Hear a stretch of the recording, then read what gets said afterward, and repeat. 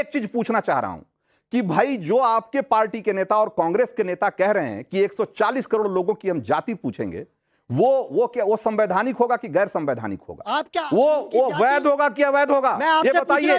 अगर वो वैध होगा, तो उसका मैंडेट कहां से मिल रहा है? उसका मैंडेट भी तो उसी कॉन्स्टिट्यूशन और उससे मिल रहा होगा ना कि ये पूरे सदन में पूछी जाएगी। ये संसद की कमाल है, ये ममता काले देश की सबसे ठीक है। भुवन जोशी, आपके पास इस सवाल का जवाब नहीं है, इस सवाल का जवाब नहीं है भुवन जोशी आपके पास। हमारे ममता काले भाई, अगर किसी से संसद के बाहर आप जाति पूछते हो तो तब तो ये बहुत ही तब तो ये क्रांति है, क्रांतिकारी कदम उठा रहे हैं। राहुल गांधी क्रांति लिख रहे हैं, अखिलेश यादव क्रांति लिख रहे हैं, वो जाति पूछ रहे हैं लोगों की सरेआम सड़कों पे, राजनीतिक सभाओं में, चुनावी रैलियों में लोगों से जाति पूछ रहे हैं, तो क्रांति कर रहे हैं। लेकिन अगर सदन के भीतर पूछ लिया गया तो अपराध हो गया, लेकिन सदन के भीतर पूछ लिया गया तो अपराध हो गया।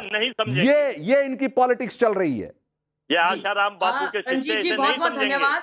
आप पहले इन सब लोगों को चुप करा दीजिए। ये 2 लाइंस के साथ मैं शुरुआत करना चाहती हूँ कि विपक्ष की राजनीति का यही एक फसाना है, बस्ती भी जलानी है और मातम भी मनाना है। अरे ये तो वो लोग हैं जो जात जात जात जात जात करके अपनी राजनीति चला रहे हैं। इस देश के अंदर फौज को इन्होंने जात पात में बांट दिया है। मैं फौजी बैकग्राउंड से आती हूँ, आज से पहले मैंने कभी सुना नहीं किसी भी फौजी की एफओ आर्मी नेवी के अंदर कोई जात नहीं होती है। उनका एक धर्म होता है, राष्ट्र धर्म, और तिरंगे के लिए वो जीते और मरते हैं। इन्होंने उस फौज की भी जात निकाल डाली। राहुल गांधी तो भाई जनेऊधारी है, अपने सुरजेवाला से प्रेस कॉन्फ्रेंस करके बताते हैं कि भैया मैं कौन जात हूं। जो कौन जात है भैया पूछते हैं, ऐसे पत्रकारों को प्रमोट करते हैं। आज अगर जात की बात संसद में कर ली गई और वो भी किसी का नाम नहीं लिया, इन्होंने उड़ता तीर ले लिया, तो इनके दिल पर क्यों लग गई? यानी कि चोर की दाढ़ी में तिनका। और जात की राजनीति करने वाले लोग आज इस प्रकार से उछल रहे हैं। और दूसरी जरूरी बात, जो अभी जिस विषय पर इतना आग बबूला हो रहे थे ये लोग कि कैसे संसद के अंदर जाति की बात कर दी, कैसे जाति की बात कर दी। रंजीत जी, ये जो पूरे का पूरा विपक्ष है ये इस देश के अंदर जाति का जनगणना कराना चाहता है। इसका मतलब साफ ये होता है टेक्निकल कि ये उस संसद की जो नींव है उसको जाति के आधार पर रखना चाहते हैं। जाति का जनगणना कराएंगे, उसके आधार पर चुनाव कराएंगे ना, और जो जनप्रतिनिधि चुने जाएंगे वो कहां जाएंगे भाई? सदन में जाएंगे ना। तो क्या ये बेवकूफ बना रहे हैं? जो इस देश के हलवे के अंदर जात ढूंढते हैं उनको तो शर्म आनी चाहिए। हम तो हलवे में मिठास ढूंढते हैं, ये वहां पर भी जात ढूंढते हैं। जात पात की राजनीति के अलावा इन्होंने कुछ किया नहीं है और आज इस प्रकार का ज्ञान दे रहे हैं। एक चीज और बोलना चाहती हूँ, बस मुझे 10 सेकंड चाहिए। किसी ने यह बोला था कि भाई प्रधानमंत्री जी जब मुख्यमंत्री बने थे गुजरात के, तब उन्होंने अपनी जाति को ओबीसी में लाया था। ये ब्लेटेंट लाए है, ये झूठ है। अगर आप लोग यहाँ पैन कर सके तो मैं ये दिखा रही हूँ, ये अगर दिख रहा है, ये राजपत्र है। आई डोंट नो ये ठीक से दिख रहा है कि नहीं दिख रहा है। ये राजपत्र है, से नहीं दिख रहा है। हाँ, लेकिन आप बोलिए कि प्रधानमंत्री मोदी जी की जो कास्ट है वो 27 अक्टूबर 1999 को ही नोटिफाई हो गई थी ओबीसी के लिए, यानी कि उनके मुख्यमंत्री बनने के 2 साल पहले। शर्म नहीं आती इन लोगों को झूठ बोलते हुए? बेशर्म है ये लोग, हमेशा प्रधानमंत्री जी के नाम पर ओबीसी की बात हो रही है। ये कृत्रिम ओबीसी की बात नहीं हो रही है। ममता काले जी झूठ बोलना बंद करिए, ये टीवी चैनल पर झूठ बोलना बंद करिए, ये नफरती एजेंडा फैलाना बंद करिए, ये नफरत की राजनीति बंद करिए। ये पीएम की जाति का सवाल, पीएम की जाति का सवाल तो अपनी जगह है ही। एक मिनट, भुवन जोशी हो गया, हाँ हो गया। जरा मैं विवेक श्रीवास्तव के पास जाऊंगा। मैं आपको वकील पत्रकार शेर, ठीक है, मैं कर रहा हूँ सिर्फ पीएम की जाति का सवाल तो अपनी जगह है ही।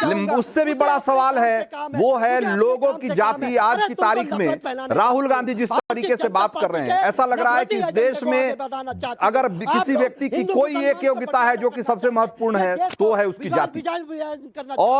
और आज अगर आप देखिएगा कि इंडी गठबंधन के अलग अलग पार्टियों के अगर आप जब रिएक्शन देखेंगे तो आपको हैरानी होगी। कौन क्या कहना चाहता है आप समझ नहीं पाएंगे।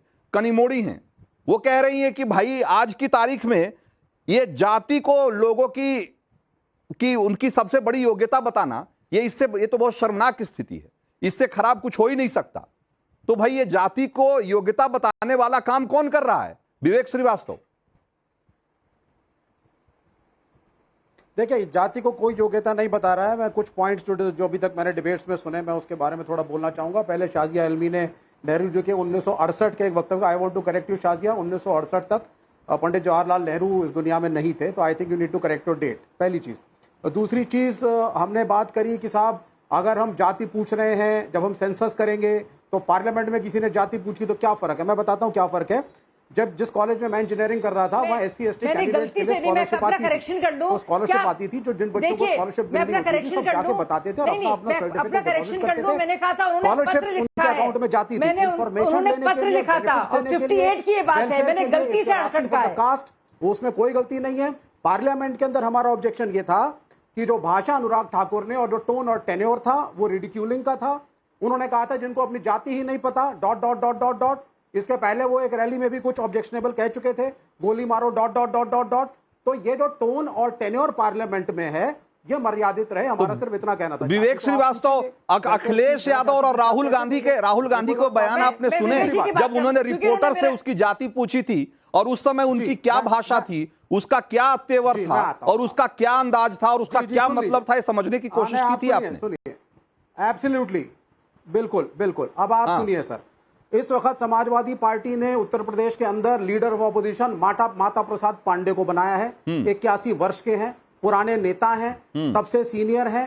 तो पार्टियां चाहे लेफ्ट हो, चाहे कांग्रेस हो, चाहे बीजेपी खुद हो, कोई भी पार्टी, मेरा कहना है हमारा मकसद है कि SC ST और OBC जो सदियों से जिनको बेनिफिट्स नहीं मिले, जिनको दबाया गया, उनको वेलफेयर दिया जाए, जिससे वो जनरल कैटेगरी के लेवल पे आए और जाति विभाजन का कंसेप्ट एनिहिलेशन ऑफ कास्ट हो, जो BR अम्बेडकर ने कहा था। ये एक मोटिव है। तो अगर हम उसके लिए बैटिंग करते हैं, इसका मतलब ये नहीं हो जाता कि हम सारी जनरल कैटेगरी के खिलाफ हो गए अखिलेश यादव। अगर ऐसा होता तो लीडर ऑफ ऑपोजिशन यूपी की असेंबली में पांडे जी नहीं बनते। ये मेरा दूसरा पॉइंट है। तीसरा पॉइंट मेरा यह है कि आपने एक बीच में टर्म यूज किया था कि आप सर 10 सेकंड मैडम, फिर आप मुझे काउंटर करें। आप देखिए, RSS का जो एजेंडा है जिसके हम खिलाफ हैं, इंडिया अलायंस, एक आइडियोलॉजिकल अलायंस है। हमारा मानना है कि जब आप हिंदू सुप्रीमेसी और ब्राह्मणिकल सुप्रीमेसी की बात करते हैं तो उसके अंदर जो बहुजन समाज है वो पिसता है। ये एक आइडियोलॉजिकल फाइट है जो संघ और भाजपा के खिलाफ। अरे भाई, तो मैं कह रहा हूं कि उसमें किसी की जाति को उछालकर और जाति को उछालकर और जातीय वैमनस्य को बढ़ावा देकर जाति को खत्म किया जा सकता है क्या?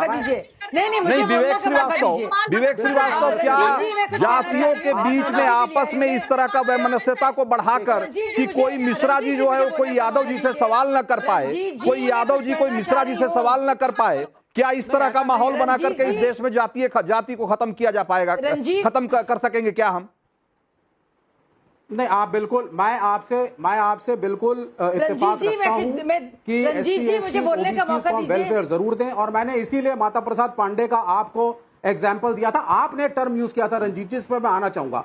आपने कहा था कल तो ये हाल हो जाएगा साहब कि आप मंदिर के पुजारी की जाति पूछेंगे। जी हाँ, हमारा एजेंडा है, कुछ हद तक हमने तमिलनाडु में पूछते हैं, उसमें कोई दिक्कत भी नहीं है भाई। उन्होंने कहा कि ये लोकतंत्र का मंदिर है, तो मैंने उस संदर्भ में कहा। और